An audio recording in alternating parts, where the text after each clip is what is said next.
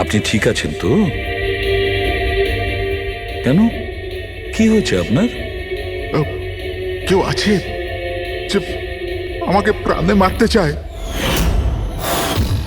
কে? ও আমার আশেপাশেই আছে, আমাকে কখনো একলা ছাড়ে না। হয়তো এখনো আমাকে দেখছে, শুনছে। দেখুন মদন বাবু, একদম চিন্তা করবেন না, আপনার কিচ্ছু হবে না, আমরা আছি না? মদনবাবু, আপনি কার কথা বলছেন? কে কে আপনাকে বিরক্ত করছে? পুতুল, কাঠের পুতুল। কাঠের পুতুল? হ্যাঁ, না মানে ওটা ওরকম নয়, যারা কথা বলতে পারে না, অন্যের ইশারায় নাচে। এই কাঠ পুতুলগুলো কথা বলে, কথা বলতে পারে, নিজেরা চলে চলে ফিরে বেড়ায়।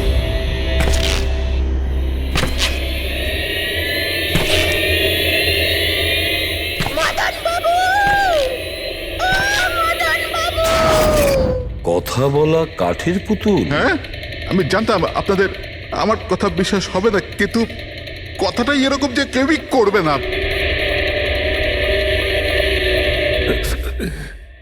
স্যার, আপনি এরকম কোনো পুতুলের ব্যাপারে শুনেছেন কখনো?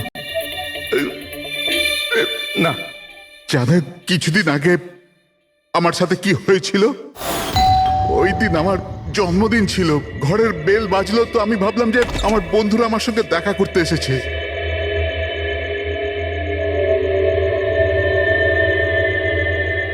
এত রাত্রে কে বেল বাজালো? অদ্ভুত তো।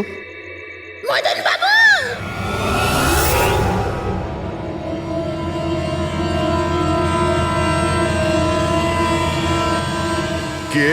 দেখতে পাচ্ছেন না? আমি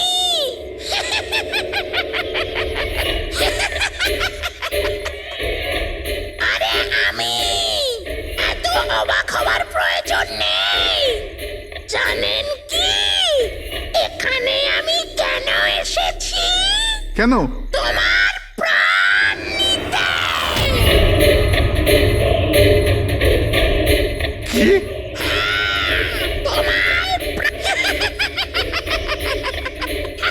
রবি, কবিতা, তাড়াতাড়ি এদিকে এসো। কি হয়েছে দাদা? কে? এ এ পুতুলটা এটা বলছে যে এ আমার প্রাণ নিয়ে নেবে। কি? হ্যাঁ দাদা, এটা একটা নির্জীব পুতুল, হ্যাঁ, ওটাই তো। তো এটা আপনার প্রাণ কি করে নেবে? দাদা, তুমি আমাদের সাথে মজা করছো? হ্যাঁ, না, তোমরা কি বলছো? রবি, আমি এরকম অদ্ভুত মজা কেন করব, তাও আজকের দিনে? আরে আমি নিজে শুনেছি যে ও বলল যে ও মেরে ফেলবে এক আমাকে। মিনিট, আমি দেখছি। কি? আস্তে আস্তে রবি। শান্ত হন।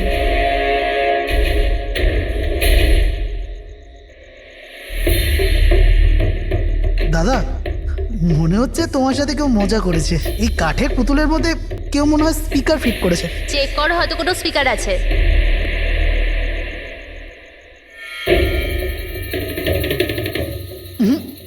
না, এখানে তো কিছু নেই। এখন কোথায় ওই পুতুলটা? কি করে থাকবে? আমি ওই সময় ওকে একদম ভেঙে চুরে জ্বালিয়ে দিচ্ছি, শেষ করে দিয়েছি।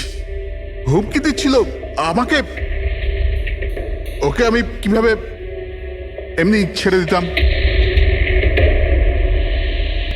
আপনি কি সত্যিই দেখেছিলেন? হ্যাঁ, আমি মদনবাবু, এটা হতে পারে যে আপনি কোনো স্বপ্ন টপ্ন দেখেছিলেন। না, আমি দেখেছিলাম ও একলা। আমি আর একবার নয়, এরকম আমার সাথে বেশ কিছুদিন পর। আমার মনে হয় মদন বাবুকে মারার সব থেকে ভালো উপায় এই যে ওনার বুকে ছুরি ঢুকিয়ে দিয়ে। এতে তো পুরো মেঝে রক্তে খারাপ হয়ে যাবে। সবচেয়ে বেস্ট উপায় হলো মদনবাবুকে বিষ দেওয়া হোক। এ একটা কাজ করা যাক, কেননা ওনার গলায় টিপে দেওয়া যাক। তো আপনি বলে দিন মদনবাবু, আপনি কিভাবে আপনার মৃত্যু হওয়া পছন্দ করেন? এ, মদন বাবু কোথায় যাচ্ছেন?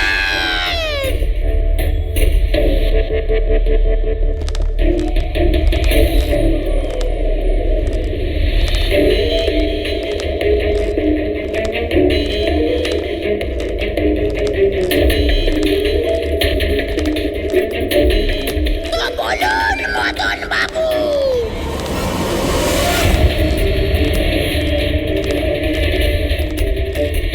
কিভাবে আপনি মরতে চান? বলুন মদন বাবু।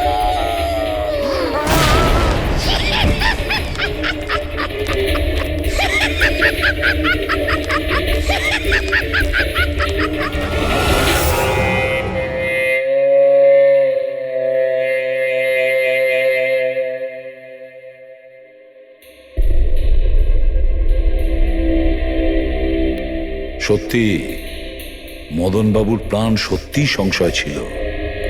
উনি সত্যিই বলছিলেন, কোনো ভ্রম ছিল না।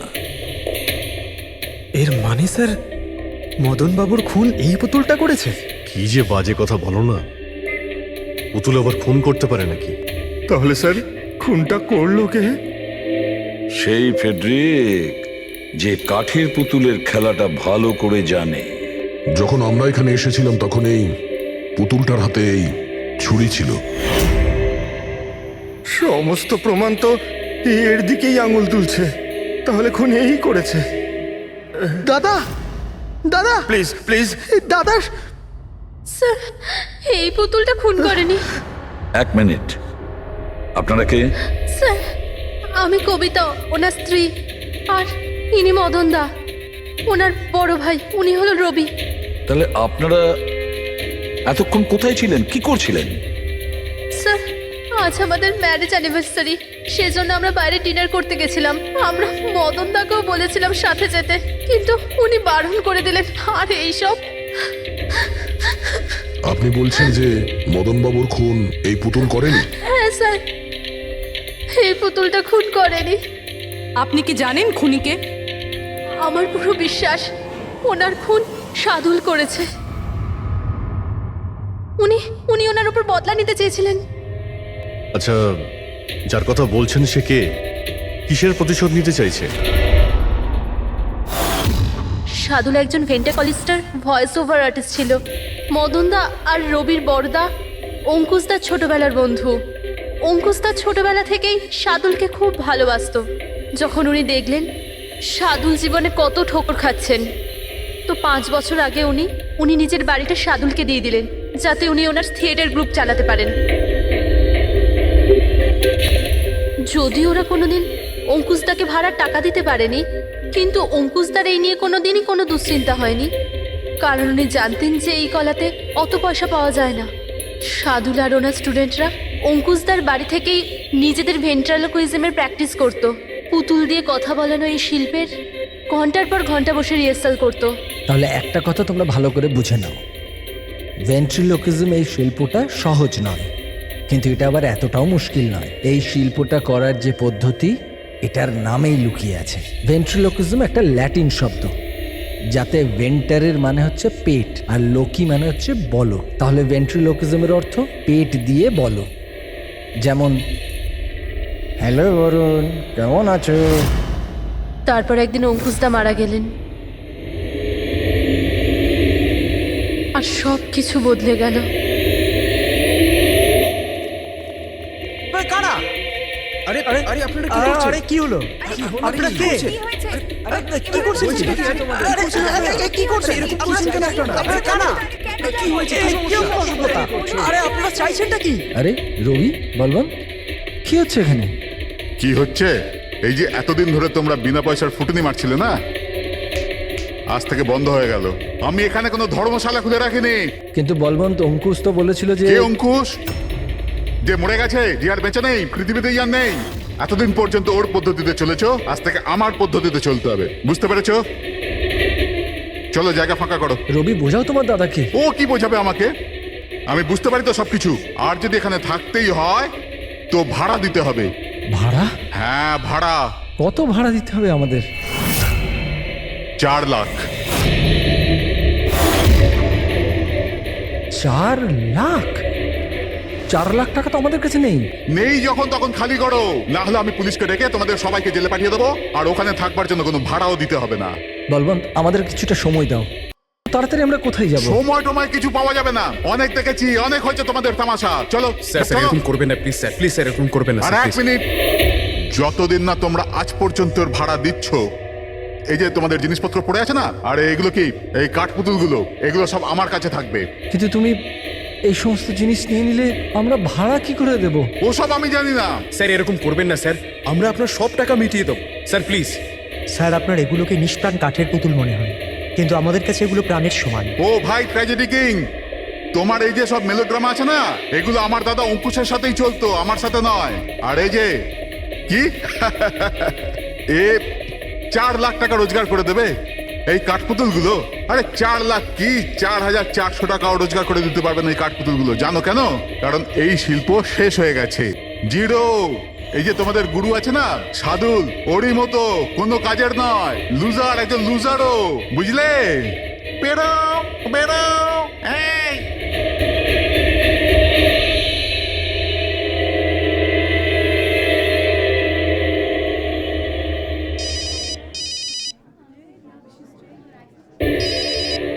এও না। কে দাদা? আবার কে? সাদুল বারবার আমাকে এভাবে ফোন করে হুমকি দিচ্ছে। আমি দেখছি। হ্যালো। আমি আসছি তোকে মারতে। এবার তোর জীবন কিছুদিনের অতিথি মাত্র। হ্যালো দাদা, আমার মনে হয় আমাদের পুলিশ স্টেশনে যাওয়া উচিত। পুলিশ ডিপার্টমেন্টে আমি একজনকে চিনি, হয়তো ও আমাদের সাহায্য করতে পারে। হ্যাঁ দাদা, আমি এটুকু বিশ্বাস করতে পারিনি যে এই সাদুল এত বড় পাগল হবে। আমাদের পুলিশের কাছে যাওয়া উচিত। কোনো লাভ নেই। এই সাদুল নিজের মোবাইল থেকে ফোন করছে না, কোনো ল্যান্ডলাইন নাম্বার থেকে করছে। Landline number? আমি খোঁজ নিচ্ছি নাম্বারটা কোথাকার। কি? এটা কি বলছো তুমি? হ্যাঁ, ঠিক বলছি। এই নাম্বার এই হসপিটালের মর্গ রুমের। সাদুল আমাকে হসপিটালের মর্গের রুম থেকে কেন ফোন করবে? এই নাম্বার থেকে এনাদের কাছে ফোনে হুমকি দিচ্ছে। কাল রাত আর আজ সকালেও দিয়েছে, টানা 3 দিন ধরে আসছে। কে করছে এই কল? স্যার এই ফোন দিয়ে কারোরই ফোন করবার কোনো অনুমতি নেই। আমি সারাদিন এখানেই থাকি, এই ফোন থেকে কেউ কোনো ফোন করেনি। তাহলে তুমি নিশ্চয়ই কল করেছো? স্যার আমি কেন ফোন করব?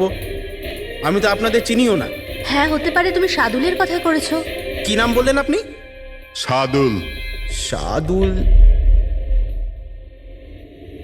এই যে এ হলো সাদুল, চেনো তুমি একে? এ আপনাদের কি করে কল করবে? কেন করতে পারবে না কল?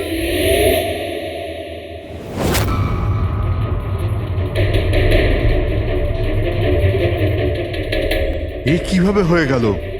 সাদুল 3 দিন আগে ইনি মারা গেছেন, তাহলে ইনি ফোন কি করে করবেন? কিন্তু এর মৃত্যু হলো কিভাবে? ইনি ড্রিঙ্ক করেছিলেন, একটা গাড়ি এনাকে উড়িয়ে দিয়ে চলে গেছে, ওখানে ওনার মৃত্যু হয়। যদি ও এখানে মরে পড়ে আছে তো আমাকে হুমকি দিয়ে ফোন কে করছে?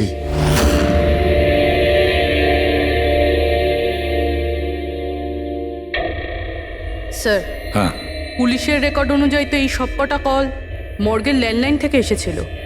কিন্তু মর্গেন ল্যান্ডলাইন তো কেউ ইউজই করে না, তাহলে এসব কি করে? পুরবি ভালো করে চেক করো, দেখো ব্যাপারটা কি। মনে হচ্ছে ব্যাপারটা গোলমেলে। স্যার, হ্যাঁ, উনি কিচ্ছু জানতে পারবেন না। আপনি এরকম কেন বলছেন? কারণ সিআইডি স্যার জীবিত লোকেদের ধরতে পারে, আত্মাদের নয়। আর আমি জানি এটা সাদুলের আত্মাই করেছে। দেখুন, এই আত্মা বলে কিছুই হয় না। আর আপনি একজন এডুকেটেড পার্সন হয়ে এইসব বলছেন? আপনিও তো পড়াশুনো জানা, আপনি বলুন না, একটা লাশ মর্গ থেকে ফোন কি করে করতে পারে? কি করে ওই মদনদার সাথে ওই পুতুলটা কথা বলতে পারে? স্যার, তাদের এটা নর্মাল মনে হচ্ছে। আপনারাও এমন কিছু ফিল করেছেন যেটা মদনবাবু করেছিলেন? হ্যাঁ স্যার, না, বাঁচাও, আমি তোমাদের ছাড়বো না। তোমরা খুব বিরক্ত করছো আমাকে, তোমাদের সবাইকে মেরে ফেলবো আমি, ছাড়বো না। দাদা, সরে যাও। না দাদা কি হলো? এদিকে আসবে না। আরে কিন্তু দাদা, এটা কি করছো তুমি? দাদা কি? কাঠপুতুল আছে এখানে, সরে থাকো। কাঠের পুতুল? আমাকে মারতে এসেছে, আমি বলেছিলাম না। দাদা 1 মিনিট দাদা, এটা কি করছো তুমি? রবি, এই এই আওয়াজটা ওপর থেকে আসছে। কিন্তু উপরে তো কিছুই নেই, পুরো তো স্টোর রুম আছে আর একটা বন্ধ ঘর আছে। Store room? হ্যাঁ, ওই স্টোর রুমের মধ্যেই তো আমি সমস্ত কাঠপুতুলগুলো একটা বড় বাক্সের মধ্যে তালা লাগিয়ে বন্ধ করে রেখেছি। কাঠের পুতুল? ওগুলো সব বাইরে চলে এসছে কিভাবে? কি?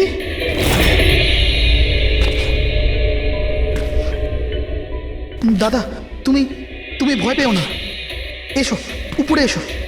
রবি, কিন্তু চলো আস্তে আস্তে সামলে।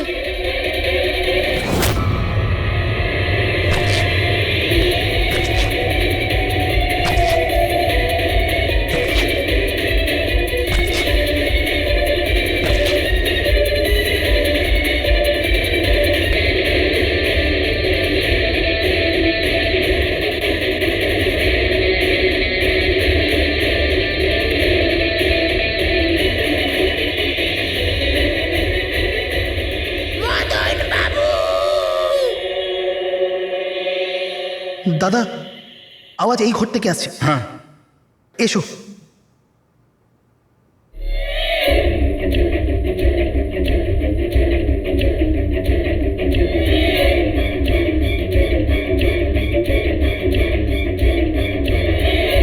মদন বাবু,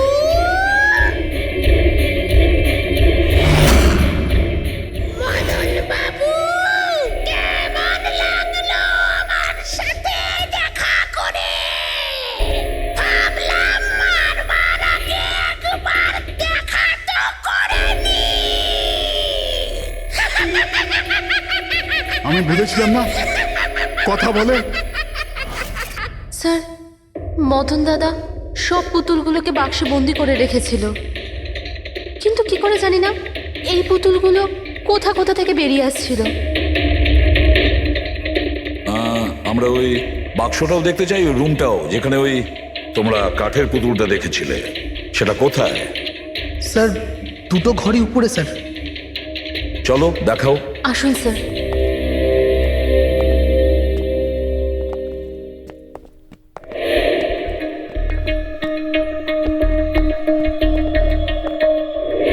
স্যার, পায়ের আওয়াজটা আমরা করিডোরে শুনেছিলাম, আর ওই পুতুলটা আমরা এখানে এখানে দেখেছিলাম স্যার।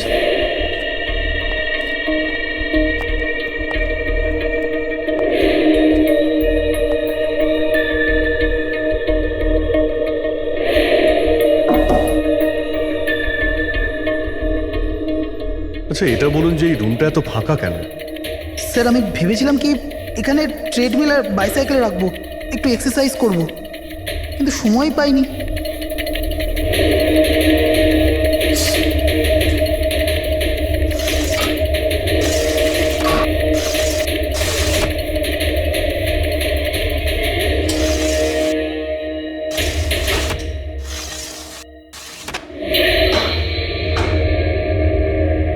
স্যার, এটা তো বন্ধই হচ্ছে না।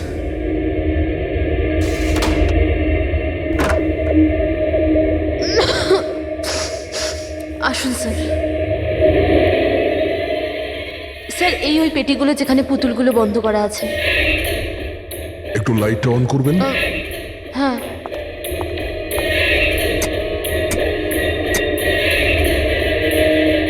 স্যার, এই ঘরটা অনেক দিন ধরে বন্ধ আছে, তো মনে হয় বাল্বটা খারাপ হয়ে গেছে।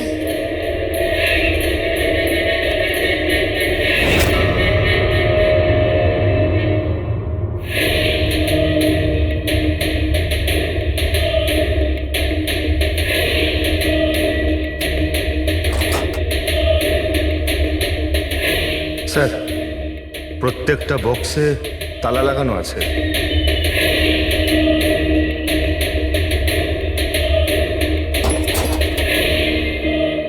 কিন্তু এই তালাটা শক্তপোক্ত নয়, যে কেউ একে খুব সহজেই খুলতে পারে।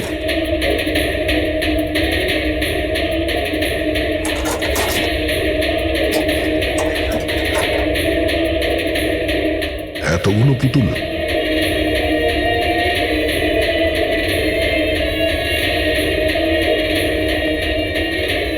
দেখি একটু এতে কোনো মেকানিজম করা নেই তো?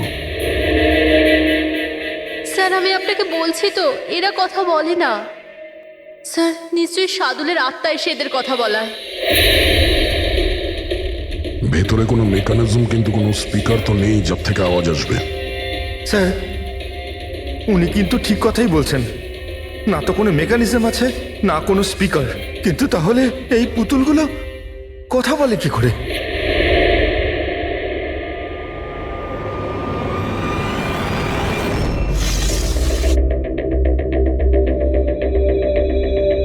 লকটা কি খারাপ? লোকটা খারাপ স্যার। এখান থেকে তো সহজেই কেউ ভিতরে ঢুকতে পারে। সিঁড়িও রয়েছে আর পাইপও রয়েছে, যে কেউ সহজেই ঢুকতে পারে।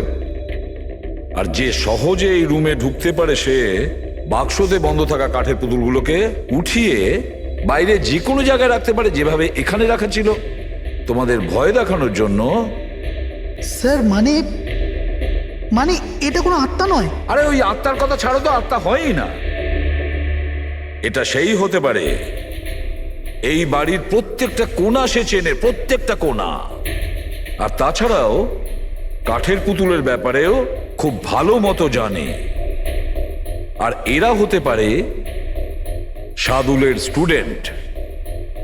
সাদুলের স্টুডেন্ট খোঁজ নিয়ে দেখতে হবে যে সাদুলের স্টুডেন্টস এই মুহূর্তে কোথায় আছে আর কি করছে। হাই, আমার নাম হলো ফ্রিডা। আমার নাম দীপেশ। আমার নাম হলো তরুণ। আর আমার নাম লোচন।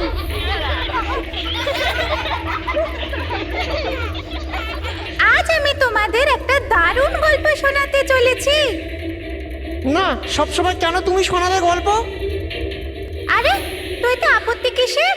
হ্যাঁ ফ্রিডা, তোমার সবসময় ভালো রোল প্রয়োজন পড়ে। হ্যাঁ দীপেশ, তুমি একদম ঠিক বলেছো। পরিশ্রম আমরা করি আর ফেমাস তুমি হয়ে যাও। তোমার পুতুলও তো সেই কথাই বলছে। স্যার বুঝতে পারছি না স্যার, এটা এই পুতুলগুলো কথা বলছে কি করে? আরে পঙ্কজ, এটা একটা আর্ট, ভয়েস চেঞ্জ করার আর্ট। এটাকে বলে ভেন্ট্রিকুলিজম। একদম। কথা তো এরাই বলছে, কিন্তু মনে হয় যেন এই আওয়াজ পুতুলের মুখ থেকে বেরোচ্ছে। কিন্তু স্যার এরা কোথায় কথা বলছে আপনি দেখুন না, এদের তো ঠোঁটটা পর্যন্ত বন্ধ। দেখো আমি বলছি আমি বেস্ট। এটাই তো শিল্প পঙ্কজ, মুখ না খুলে এত পরিষ্কার কথা বলা। আওয়াজ এখানে এই পেট থেকে বেরোয়। ওই আত্মাও এদের মতো শিল্পীরই তৈরি করা। ওই পুতুলগুলো এই আর্টের দ্বারাই মদনবাবুর সঙ্গে কথা বলে, আর ওই নিউজ রিডারও। কিন্তু স্যার এরা তো পুতুলগুলোকে হাত দিয়ে নাড়াচ্ছে স্যার। হ্যাঁ, এরকমই তো হয় পাপেট শুয়ে। কিন্তু মদন বাবু ওই পুতুলটা দেখেছিল স্যার, ওটাতে কেউ হাত দিয়ে নাড়াচ্ছিল না আর না কথা বলছিল এভাবে। হ্যাঁ ঠিক আছে, হতে পারে কোনো মেকানিজম ফিট করেছিল ওই পুতুলে, যেটা কোনো রিমোট কন্ট্রোল দিয়ে অপারেট করা হতো। স্যার কিন্তু রবি বলছিল যে ওর ভেতর কিচ্ছু নেই, কিচ্ছু নেই। সাউন্ড মেকানিজম ছিল না, কিন্তু ওর মাথার ভেতরে কোনো মেকানিজম ছিল যার কারণে ওর মাথা আর মুখটা নড়তো, যেটা হতে পারে রবি দেখেনি। এইরকম পুতুল তৈরি করা শার্দুল বা ওর কোনো স্টুডেন্টেরই কাজ হতে পারে, যে মদনবাবুর বাড়ির কোনা কোনা চেনে। এরা জানতে পারে ওই জানলার ব্যাপারে, যার লকটা ভাঙা ছিল। বাড়িতে ঢুকে প্রত্যেক জায়গায় পুতুল বসানো আর ওদের দিয়ে কথা বলা তো এদের বাঁ হাতের কাজ। কিন্তু স্যার মর্গ থেকে এরা কল কি করে করলো? স্যার হ্যাঁ স্যার স্যার জানতে পেরে গেছি যে মর্গ রুমের ফোনগুলো কিভাবে আসছে। কিভাবে? স্যার এর জন্য স্কুফিং সফটওয়্যার ব্যবহার করা হয়েছে। স্কুফিং সফটওয়্যার? সেটা আবার কি? স্যার এক্ষুনি বলছি।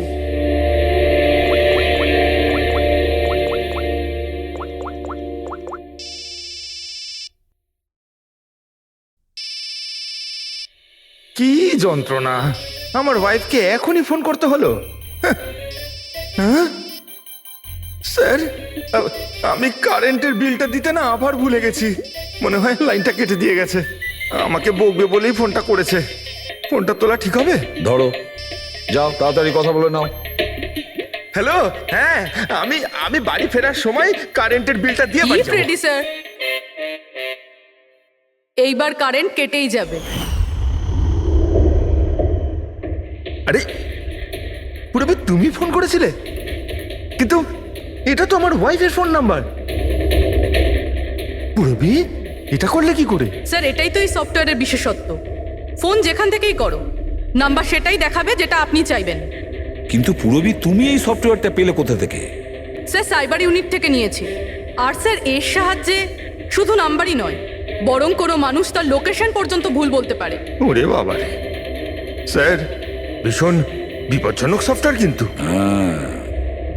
খুনি মর্গের নাম্বার এই জন্যই ব্যবহার করেছে যাতে আমরা ভাবি এই পুরো ব্যাপারটা সাদুলের আত্মা করেছে।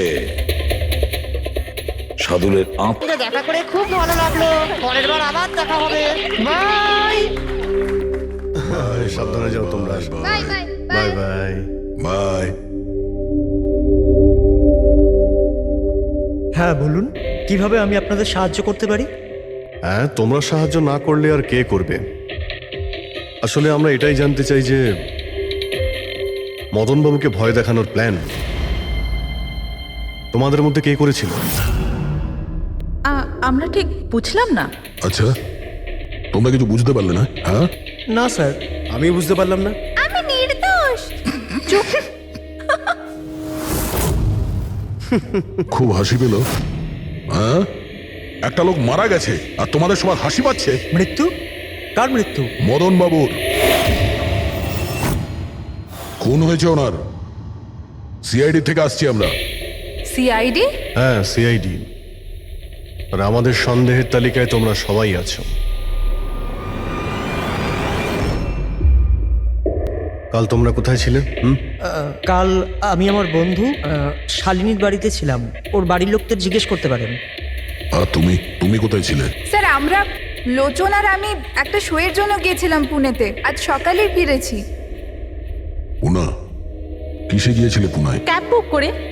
আমার কাছে ইনফরমেশন আছে, আপনি চাইলে দেখতে পারেন। এই দেখুন। কি ব্যাপার, এত ঘামছো কেন তুমি? হ্যাঁ, কাল রাতে তুমি কোথায় ছিলে? স্যার, ওই আমি বলছি, তুমি কাল রাতে মদনবাবুর বাড়িতে ছিলে কিনা? হ্যাঁ হ্যাঁ, ছিলাম ওখানে, কিন্তু আমি কাউকে মারিনি। তাহলে ওখানে কি করতে গিয়েছিলে? হ্যাঁ স্যার, আমি তো শুধু মদনকে শিক্ষা দিতে চেয়েছিলাম, যেটাও সাদুল স্যারের সাথে করেছে, খুব খারাপ করেছে। আর হ্যাঁ, আমাদের মাঝে আজ যে সাদুল স্যার নেই তার একটাই কারণ, সে হচ্ছে মদন। ওনার জন্যই উনি মদ খাওয়া শুরু করেছিলেন আর সময়ের আগে মারা গেলেন। তোমরা ভেবেছো খুনের বদলা খুন? না না স্যার, আমরা শুধু ওনাকে ভয় দেখাতে চেয়েছিলাম। গৌরবের প্ল্যান ছিল এটা। হ্যাঁ স্যার, গৌরবই কালকে রাতে আমাকে ফোন করে ডাকে, ওই 11:30-12টার আশেপাশে। কিন্তু আমি একটু লেট হয়ে যাই আর 12:30টায় গিয়ে পৌঁছাই।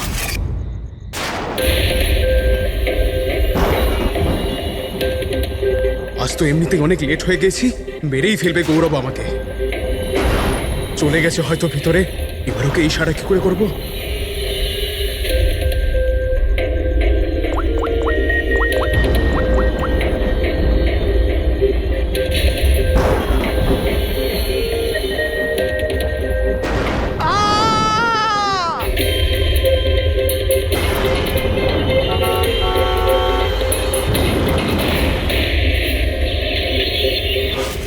গন্ডগোল তো করেই ফেলেছ, মদনবাবুর খুন হয়ে গেছে। স্যার, আমার এই খুনের সাথে কোনো রকম সম্পর্ক নেই। আর গৌরবের? স্যার, এটা তো গৌরবই বলতে পারবে, তাই না? ঠিক আছে, গৌরবকে ডাকো। কোথায় ও? গৌরব তো এখন গোয়াতে আছে। গোয়া? গোয়াতে কেন? স্যার, এটা জানি না। ওকে কিন্তু বাঁচানোর চেষ্টা করবে না, নাহলে তুমি ফেসে যাবে, বুঝেছো? না স্যার, এরকম ব্যাপার নয়। কালকে রাতে যখন ওকে আমি ফোন করি তখন ওর ফোন বন্ধ ছিল। আজকে সকালে মেসেজ আসে আমার কাছে। মেসেজ দেখাও তো। স্যার, কাল রাত্রে যেটা হয়েছিল সেটা হওয়ার কথা নয়। আমি গোয়া পৌঁছে গেছি কিছুদিন গা ঢাকা দেওয়ার জন্য। কিন্তু এ গোয়াতে কখন পৌঁছলো আর কিভাবে? যখন আমরা ক্রাইম সিনে পৌঁছেছিলাম তখন তো ও ওখানে ছিল না। হ্যাঁ, যদি আমরা এটাও ভেবে নিই যে যখন আমরা ওখানে পৌঁছলাম তার ঠিক আগে ও ওখান থেকে বেরিয়ে গেছে, তাহলে ও গোয়া কি করে পৌঁছবে? খুন হয়েছিল রাত 1টার সময়, আর তারপরে আমরা ওখানে পৌঁছেছি। ফ্লাইট নেই গোয়া যাওয়ার জন্য। স্যার হতে পারে ফ্লাইটে না গিয়ে বাসে বা গাড়ি করে গেছে হয়তো। না পঙ্কজ, ড্রাইভ করে গোয়া পৌঁছতে মিনিমাম 12 ঘন্টা লাগে, আর এই মেসেজটা এসছে সকাল 9টার সময়। মানে গোয়া পৌঁছানোর আগেই ও মেসেজ করে দিয়েছে যে ও গোয়া পৌঁছে গেছে। পঙ্কজ, খোঁজ নিয়ে দেখো যে গৌরবের ফোনের লাস্ট লোকেশন কোথায় দেখাচ্ছে। তুমি গৌরবের নাম্বারটা দাও। আচ্ছা ঠিক আছে, থ্যাংক ইউ স্যার। স্যার গৌরবের শেষ লোকেশন ছিল ওই মদনবাবুর বাড়ি, আর কাল রাত 11:30টার সময় ওর মোবাইল বন্ধ হয়েছে। 11:30। Hello, thank you sir. Gaurav নামের কোনো ব্যক্তি গোয়ার কোনো ফ্লাইটেই ছিল না, না আজকে সকালে না কাল রাতে। আর তাছাড়া স্যার, একে কোনো এয়ারপোর্টে সিসিটিভি ফুটেজেই দেখা যায়নি। মানে আমাদের সন্দেহ একদম ঠিক, গৌরব এখানেই আছে। তাহলে ও বা অন্য কেউ ওর ফোন থেকে এই মেসেজটা পাঠিয়েছে যে ও গোয়া চলে গেছে। কিন্তু স্যার, কেউ এরকমটা করবে কেন? সেটা তো আমি জানি না ফ্রেডি, কিন্তু একটা কথা আমি বুঝতে পারছি না, গৌরব তো চাইলে যে কোনো সময় মদনবাবুকে মারতে পারতো। এসব নাটক করার কি প্রয়োজন ছিল? আর ওরা 4 জন এই কাঠপুতুলের খেলাটাই বা কেন খেলছিল? আর ও যদি মদনবাবুকে মেরেই থাকে তাহলে ওর 4 জন বন্ধুকে কেনই বা বললো না? সন্দেহটা আমার এইখানে। এর একটাই কারণ বস, হতে পারে গৌরবকে তাড়াহুড়োতে মদনবাবুকে মারতে হচ্ছে যখন ও ধরা পড়ে যায়, আর না হলে খুনি গৌরব না অন্য কেউ। স্যার, খুনি যদি অন্য কেউ হবে তাহলে গৌরব কোথায়? হতে পারে খুনি গৌরবকে মেরে গায়েব করে দিয়েছে, আর আমাদের সামনে এমন প্রমাণ ফেলে দিয়েছে যে আমাদের মনে হয় যে ও পালিয়ে বেড়াচ্ছে, গোয়াতে আছে ও। এই লোকটা ভাঙা রয়েছে। এই জানলা দিয়ে গৌরব আর ওর বন্ধুরা ভিতরে আসতো আর মদনবাবুকে ভয় দেখাতো। আর এই গৌরব কাল রাতে এখানে এসেছিল, তারপর থেকেই গায়েব হয়ে গেছে। তাহলে হতে পারে ওর সঙ্গে যা হয়েছে এখানেই হয়েছে। কিন্তু ওর সাথে যদি এখানে কিছু হয়ে থাকে তাহলে কিছু না কিছু তো ট্রেসেস পাওয়া উচিত। তাহলে একবার টেস্ট করে দেখা যাক। রবি, স্যার,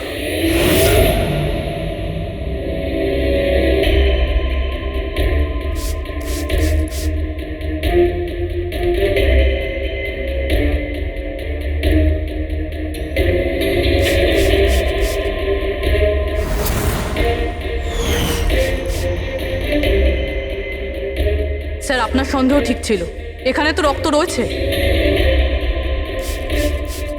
ও যখন এই দরজা দিয়ে বাইরে বের হয়েছিল তখনই ওর উপরে কেউ আক্রমণ করে।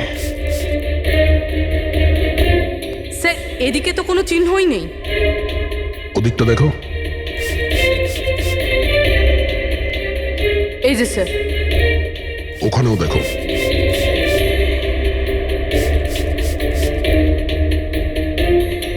ও, তার মানে হামলা করার পর গৌরবকে টেনে হিচড়ে স্টোর রুমের কাছে নিয়ে আসা হয়েছে।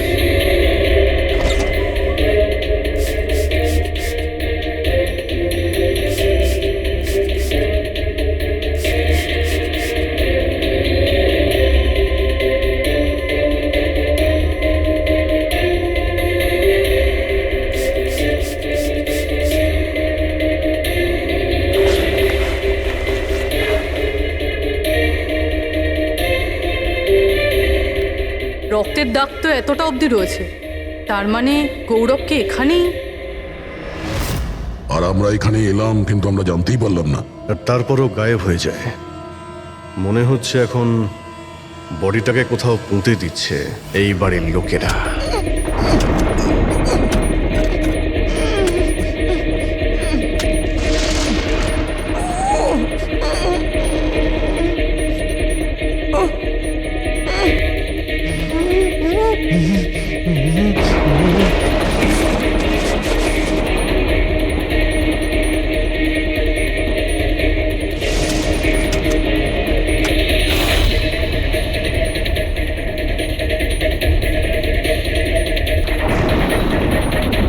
সিআইডি?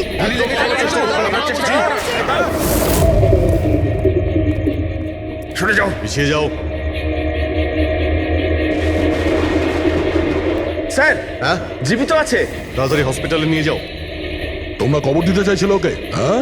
কিন্তু আপনি কি করে জানলেন আমরা এখানে? আজকাল মোবাইলের মাধ্যমে আমরা অপরাধীকে ধরে ফেলি।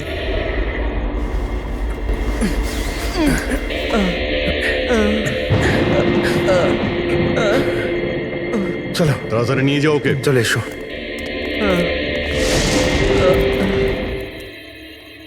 ওই স্বার্থপর আর লোভী মানুষটার মরে যাওয়াই ঠিক ছিল। অঙ্কুশদা মারা যাওয়ার পর মদনদা নিজেই সব প্রপার্টি দখল করতে চেয়েছিল। আমরা কি পেতাম? লবণঙ্কা। আমরা এই প্ল্যানটা তখন বানালাম যখন বাড়িতেও ওই কাঠপুতুলের ঘটনাগুলো ঘটছিল। আমরা জানতাম স্যার কোনো আত্মা টাত্মার চক্কর নয়। এই জন্যই আমরা এক রাত জাগলাম যাতে এই পুতুলটার রহস্যের পর্দা খুলতে পারি। আর তারপরে তোমরা গৌরবকে ধরে ফেলো। হ্যাঁ,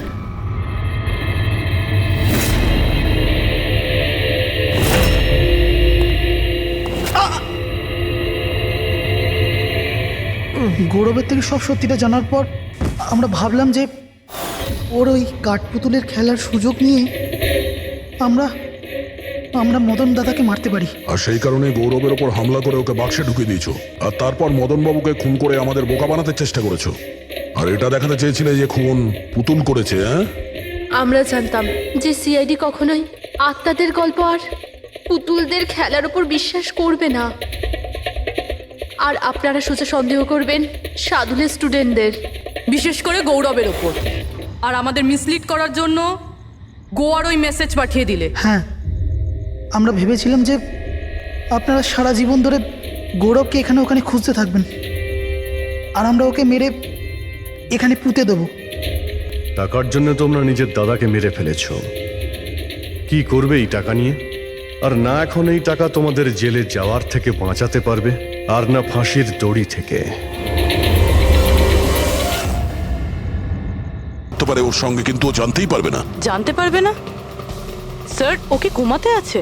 না, কমায় না, একটা অদ্ভুত রোগ। আমিও এই রোগের ব্যাপারে আগে কখনো শুনিনি। একটা অসুস্থ মেয়েকে তার পরিবারের লোক মারতে কেন চাইবে? যতটা আমি ওদেরকে চিনেছি, আমার মনে হচ্ছে যে ওদের ভাবসাব খুব একটা সুবিধার নয়। সারিকার সঙ্গে আমার কয়েকদিন আগেই দেখা হয়। একদিন আমি অফিস থেকে যখন বাড়ি যাচ্ছিলাম,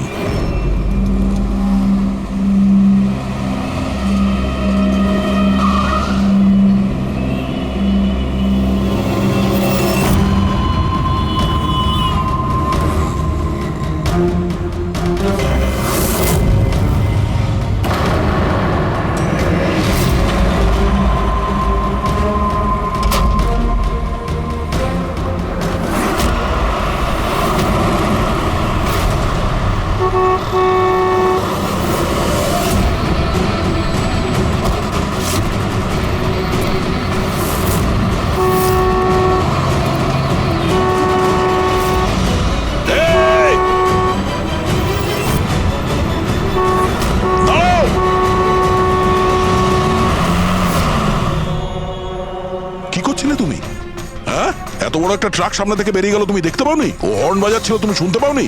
হ্যাঁ, আত্মহত্যা করার চেষ্টা করছিলে কি? মনে হচ্ছে দেখতেও পায় না, শুনতেও পায় না। কিন্তু এই রাস্তায় একা কি করছে? কে কে আছে এখানে? আকাশ দাদা, কে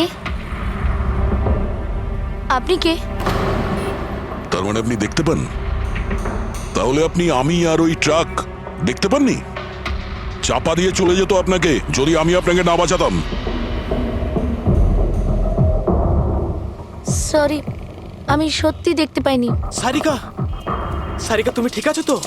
সারিকা তুমি একলা কোথায় চলে গেছিলে? তোমার যদি কিছু হয়ে যেত তাহলে? আমি আগেই বলেছিলাম আমরা প্রপার্টি দেখতে যাচ্ছি, ওকে সাথে করে নিয়ে যাওয়ার কোনো দরকারই ছিল না, কিন্তু আমার কথা কেউ শোনেই না। রজনী প্লিজ থামো তুমি। ইনি ঠিকই বলছেন, আমি নিজে দেখেছি। ওনার লেফট সাইড দিয়ে একটা ট্রাক আসছিল, উনি দেখতে পাননি। ও হর্ন বাজাচ্ছিল, শোনেনি। চাপা দিয়ে চলে যেত ট্রাক যদি আমি না থাকতাম। থ্যাংক ইউ দাদা, থ্যাংক ইউ ভেরি মাচ। হ্যাঁ দাদা, সত্যি ও ট্রাকের আওয়াজ শুনতেও পাইনি আর দেখতেও পাইনি। তার মানে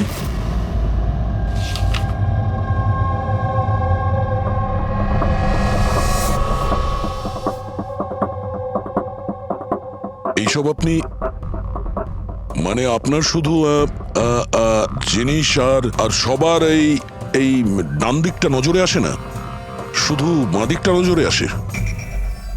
হ্যাঁ স্যার। তার মানে এই মুহূর্তে আমি আপনার সামনে আছি, আপনি আমার অর্ধেকটা দেখতে পাচ্ছেন, আমার এই ডান দিকটা আপনি দেখতে পাচ্ছেন না? না স্যার, দেখতে পাই না। আমার যত কাছেই কেউ থাকুক না কেন, যদি সে আমার বাঁ দিকে দাঁড়িয়ে থাকে তাহলে না আমি তাকে শুনতে পাই আর না দেখতে পাই স্যার। আমার এই সমস্যাটা রয়েছে স্যার, হেমি স্পেশাল নেগলেক্ট। এই রোগের কারণের জন্য স্যার আমার মাথা লেফট সাইড রেজিস্টার করতে পারে না স্যার, শুধুমাত্র ডান দিকটাই বুঝতে পারি আমি স্যার। সেই জন্য আপনি এইসব পেন্টিংস, এই লোকজন সবার ডান দিকটাই দেখতে পাই আমি স্যার। তাহলে এই অসুখের কোনো ট্রিটমেন্ট নিশ্চয়ই আছে। আর আপনারা ওনাকে রাস্তায় যেতে দিলেন কি করে? আপনারা তো জানতেন যে ওনার সঙ্গে কি হচ্ছে, তারপরেও যদি কিছু হয়ে যেত ওনার। স্যার আপনি বলুন স্যার, ওর তো নিজের বুদ্ধি ব্যবহার করার দরকার ছিল। ওর কি দরকার ছিল রাস্তায় একা যাবার? আর এ কোনো ছোট বাচ্চা নাকি যে 24 ঘন্টা ওকে নজরে রাখতে হবে? ইনফ্যাক্ট আমরা এর জন্য একটা বেবি সিটার রেখে নিই যে 24 ঘন্টা ওর দিকে নজর রাখবে।